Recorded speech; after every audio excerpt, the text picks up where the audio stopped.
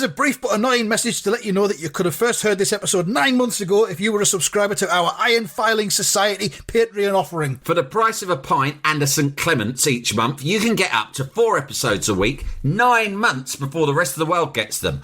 Early access to regular episodes, lots of other marvellous benefits, and there's absolutely no adverts or brief but annoying messages like this that will get right on your ticks. Find out more and subscribe now at tftimemachine.com/ironfilings.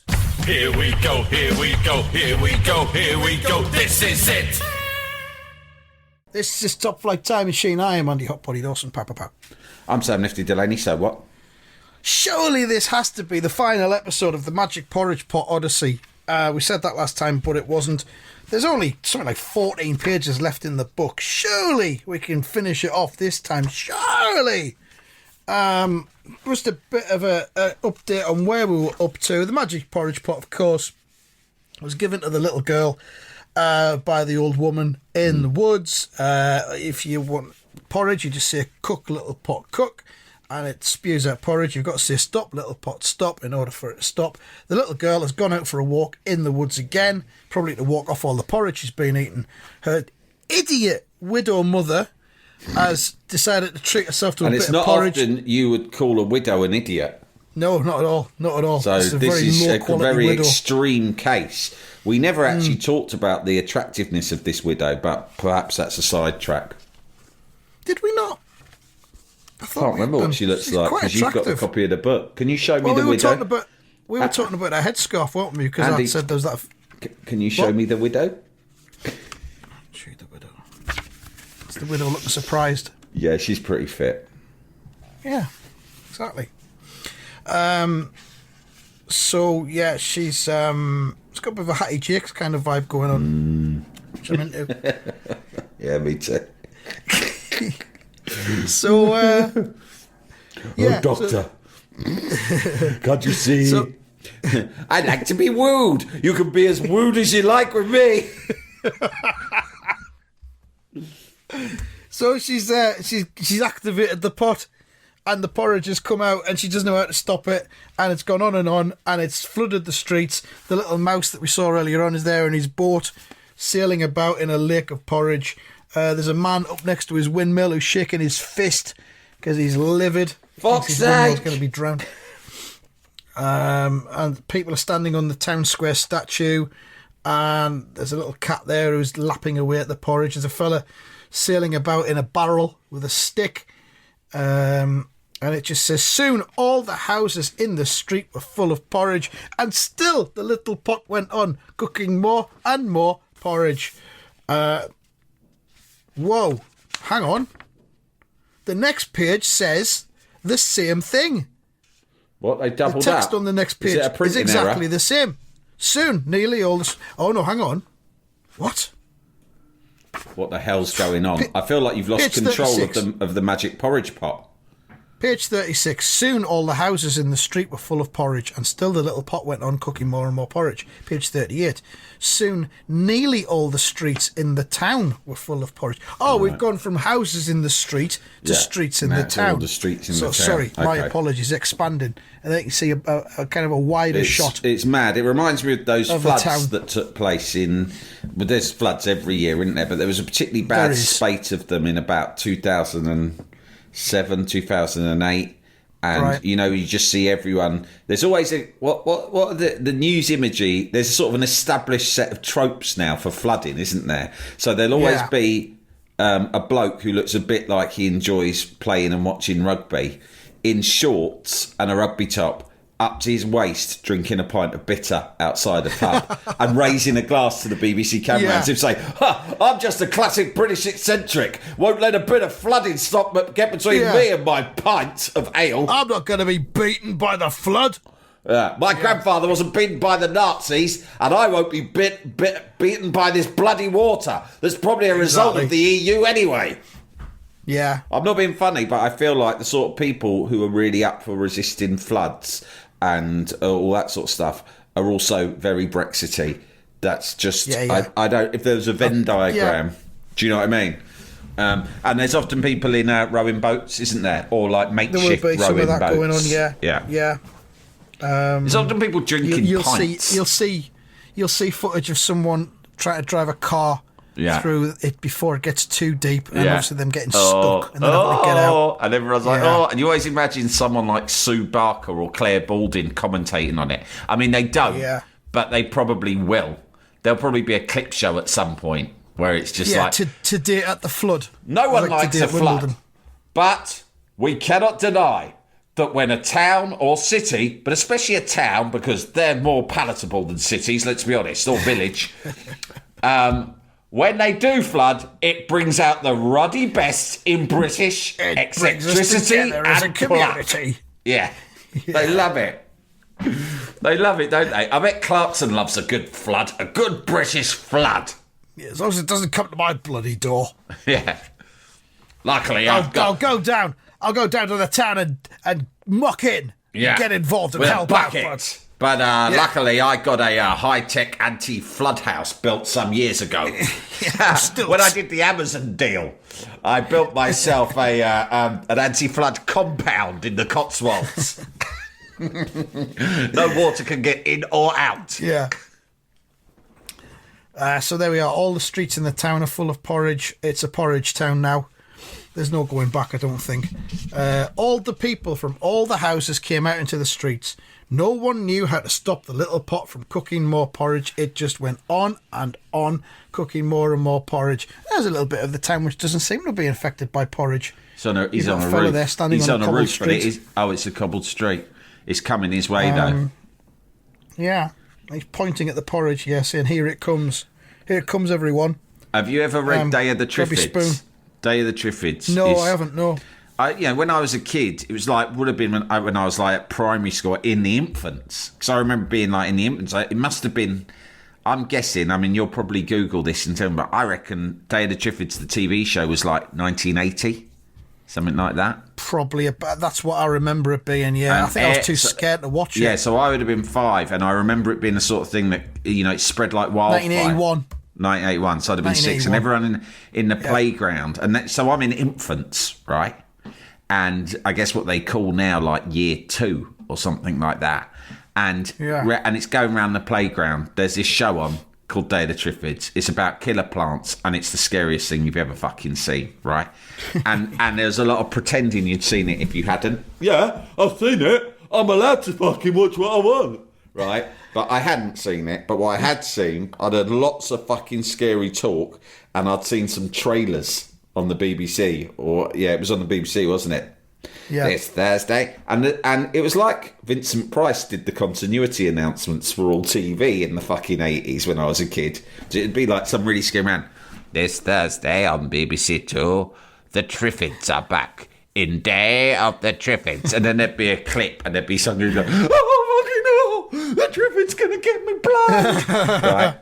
So scary. Yeah. So it always I was just really scared of it. And then a few years ago, I was in a old second-hand shop in the Isle of Wight, and there was an old paperback of Day of the Triffids, and I thought, well, I've always been too scared to go near that.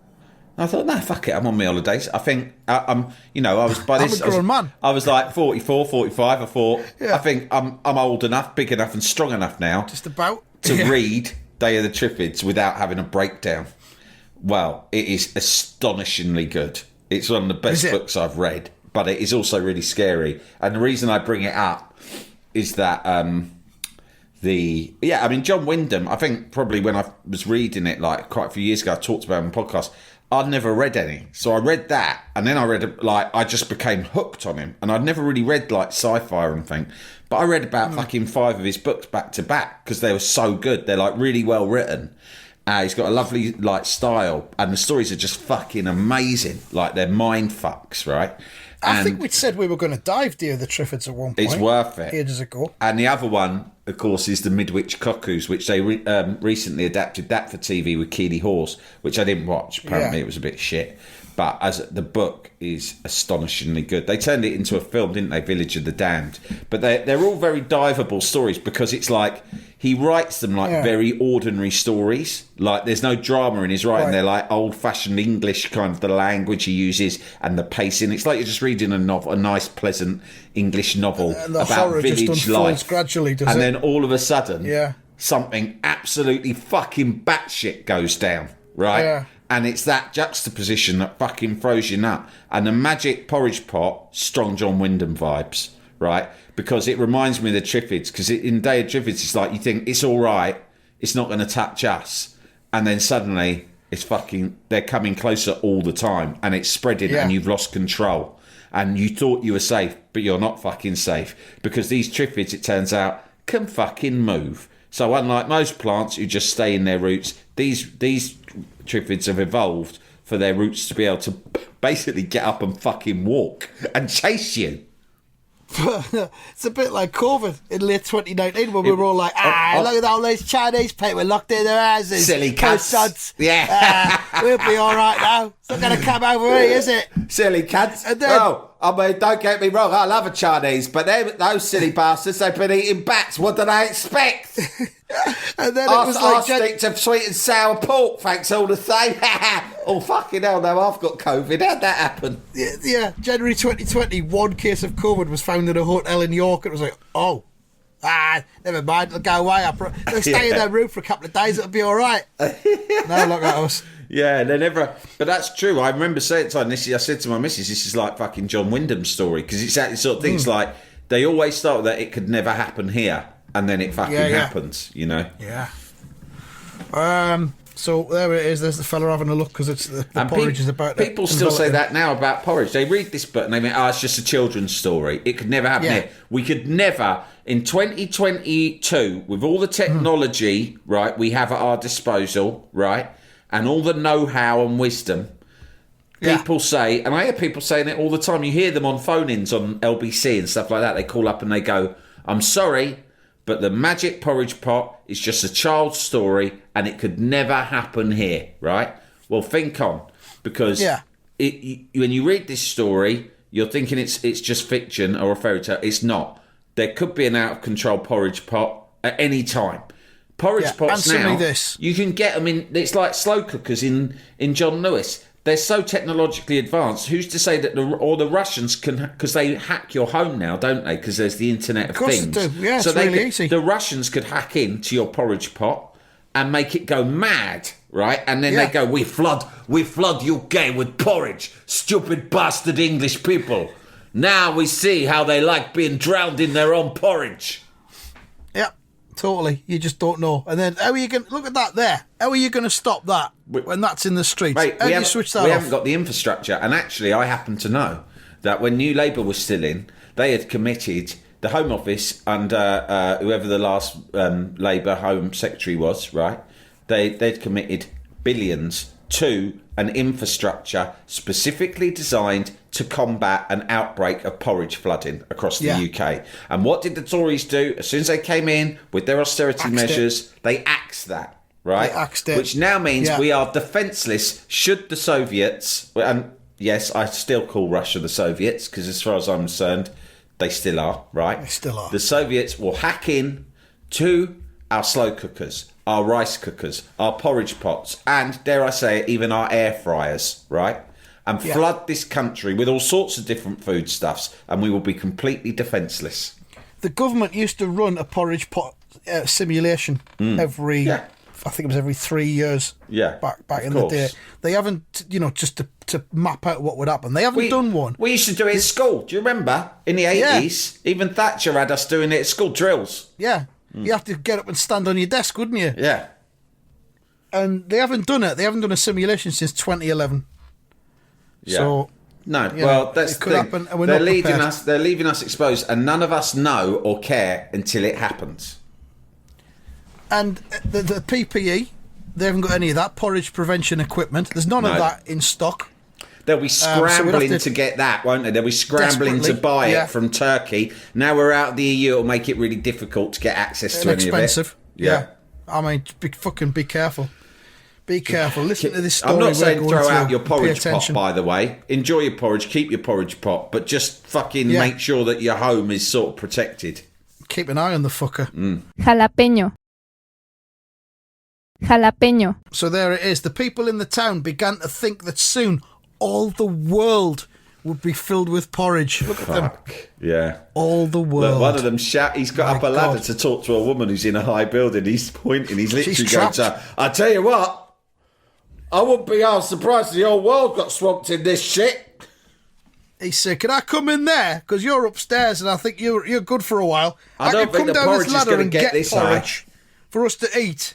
But I'm going to need to come up there and kip with you, maybe in your bed." So it's chaos. There's a priest there. Can you see him?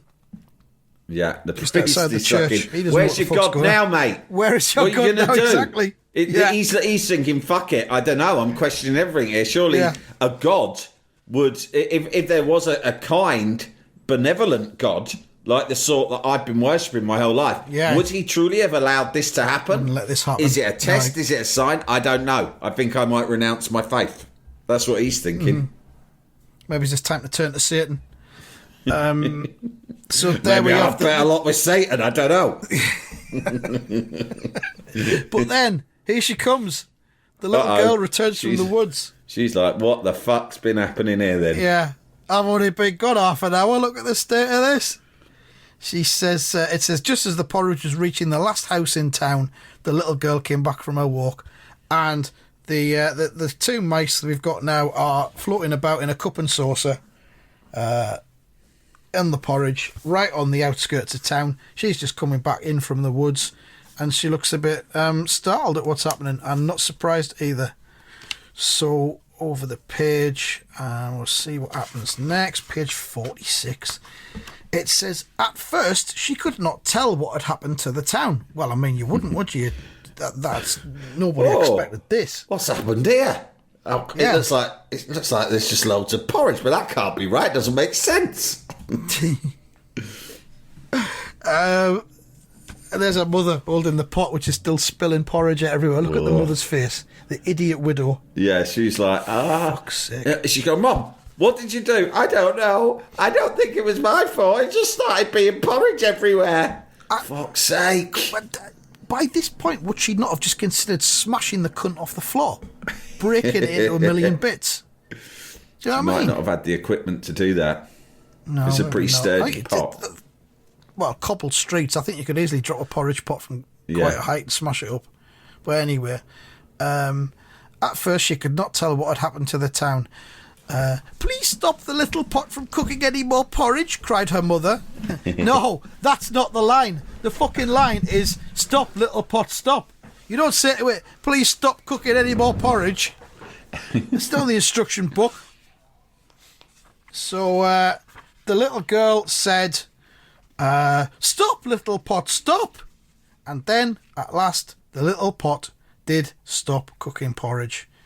And there we can see everyone gathered around looking very happy with that. You've got Robin Hood there. There's a bald monk by the looks of things. A couple of kids. Yeah, that's Friar got? Tuck. I noticed Robin Hood's turned up late in the day to try and steal Yeah, some what's glory. Robin Hood doing there? Elbow his way to the front of the photo opportunity. Don't worry, I'm here. Yeah, that's right, it's me, Robin Hood, here to save the Yeah. day again. What's been going on? Yeah, well, I got some of the lads who I live with out in the forest to fire some bow and arrows at the porridge, and that You're gonna seems fire to it have at the stemmed the porridge? tide of it for a while. And I also got Friar Tuck and Little John, because they're fat cunts, to eat as much of it as they could. And I seem to gonna have fixed the whole situation. Fire the bow and arrow into its guts, and that'll Yeah. probably kill it. Who's There's that with nothing the yet, white in my headscarf on? experience, there is nothing yet that cannot be solved by firing a bow and arrow at the problem. Who's that next to Robin Hood? Just some local Got like girl. a white head. She's got a special white head, like sort of like balaclava It's like on. an entire face wig. And she's loving slightly it. She's like, balaclava-ish. it's all over. Now we can go Yeah. back to having fun. And the porridge is beginning to disappear, weirdly. You'd think it would take a while to shift it, but it's like it's melting like snow. Bizarre. But then, oh fucking hell, we've got to the end, I think. Porridge And then is it says, funny but- stuff, though, isn't it, Andy? I mean, it's like, do you ever eat porridge in the morning while you're eating it? You think to yourself, like, what? I tell you what I'm trying to say is, if you It's one of those things, a bit like eggs, I suppose. A lot of breakfast food. If you stop to think about what it is you're actually consuming, it doesn't do you much good. You just got to get your head down and eat it. Because with porridge, you start to eat it, and then you start to think, this is weird. Then you start to think, this is just like glue. I'm sort of eating glue in a way. Do you know what I mean? Yeah. It doesn't make sense. I'm eating this sort of weird paste. Like, what's it doing inside my guts? What's it made? It's made out of oats. Oats, and like if you add liquid to the oats, the oats kind of exude a sort of like a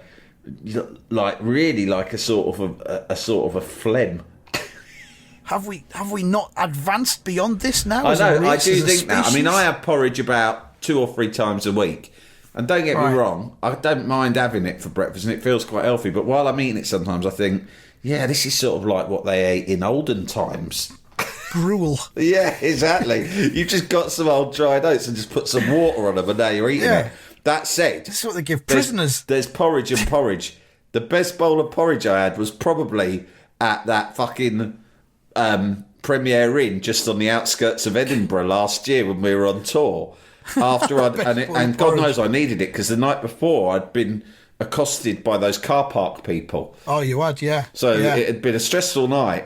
And in the morning I went to the restaurant, the Premier Inn, and, you know, I'm just expecting my usual cooked breakfast that I have every day when we were on tour, to be honest, right? Yeah. It's not great for my nutrition being on tour, but I just have the veggie breakfast every morning. But because this was Scotland, I just went, I'll have the veggie breakfast. They said, fine. And then they went, will you be having a bowl of porridge first? I said, you what?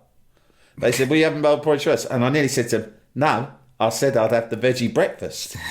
But they were sort of making out, well, yeah, but obviously you're in Scotland, so you have a bowl of porridge prior to anything. That's standard. Have your porridge first, then have what your actual breakfast is. It's your starter. It's the equivalent of your soup. Exactly. Yeah. And I went, yeah, all right. And I thought, fucking hell, that's just like bonus porridge. It was an extra price, by the way, Andy. It's the £10 standard for a Premier Inn breakfast, isn't it? Right? Yeah. And this was not served out the buffet where there was one pot of porridge where it just get you spoon it in. It's been there under heaters all morning. Yeah. They went off. They made me a fresh bowl of porridge. They brought it to my table. I scoffed it down. Best bowl of porridge I've ever eaten, mate. Good. Was there anything in it? Did you put any honey or jam? I think I put a little bit of honey in it, but I think I don't know. The Scots tend to make it. I think, correct me if I'm wrong, Scottish listeners, but I think they make it with water and sometimes a pinch of salt in it. They make it better because they've been doing it longer. It's their thing, and it is much better up there from my experience. Good. I'll look out for someone. We're in Glasgow this week. Yeah. But this is the final page. It says, anyone who wants to go to that town now will have to eat his way through a lot of porridge. And then you've got a couple of... It's nice because there's a wide shot here of this village on the top of a hill and there's loads of porridge everywhere. But it makes it look a bit like a sort of Swiss mountaintop scene, doesn't it? Mountain scene. And you've got a couple of intrepid explorers there approaching the town. And obviously they've had a look and gone, fuck me. We're going to have to eat our way through this place. And they're the little cats, I think, at the bottom there, with some musical instruments, because now everything's okay. You see that? Oh yeah, one's a caterpillar, mate. Is it? Oh, my eyes not so good. Did you say they were cats? One's a caterpillar. Oh, it is, yeah. And the other one's like a ladybird or something. Oh, they're insects, but they got hats on. Well, I don't know what to tell you, mate. This book is the magic porridge pot, so there's a lot of stuff that doesn't strictly conform to like suspend disbelief. Rational thought. I suppose you're right. You're sounding like my dad here about every film ever made. Well, Jaws, a gigantic shark that's eating everyone off the coast of an island. Don't be ridiculous. Do they think we're stupid? Well, if we've learned anything, it's that I need to start putting my reading glasses on when we do these dives. So that's the book. That was 15 pence net in the olden days. Has it got a date in it? Oh, it hasn't. Yeah, it's 1971. Ladybird, well-loved tales, as we told before, retold by Vera Southgate. M.A. B.Com. So she's got an M.A. in B.Com. Whatever that is. Good luck to us. So there we go. It's just slightly shorter than usual episode. but that's what happens sometimes. Sometimes you do really fucking long ones, like on Monday. Yeah. So we'll dive something else next week. Porridge pot done. Will next week's deep dive be breakfast related? We just don't know. Maybe it'll be Day of the Triffids. Don't know. Might well be. It might be. I was thinking this morning. Yeah, I can't remember why it came into my head, but I remembered that Rhubarb and Custard was probably the best programme ever made. And I thought, we haven't deep dived that, and that's amazing. And I can't actually remember what the plot lines were. I just obviously remember the amazing theme tune and just the brilliant animation, how it was just about two fucking nutters. But I can't remember what tended to happen. Usually they just... Were they mates or did they antagonise each other? They were just getting up with stuff in the garden. This is the stuff that we might investigate. So it might be that we could do a deep dive into just one episode of Rhubarb and Custard. And of course, fantastic narration by Richard Bryars. Yeah, we should. I think we should go and look deeper into that. We'll try and do that then, next time, Rhubarb and Custard. Into this strand of the podcast, which is increasingly about children's stories. Yeah. Which are the best stories? They are, yeah. All right, thanks for listening, everybody, and goodbye. Goodbye.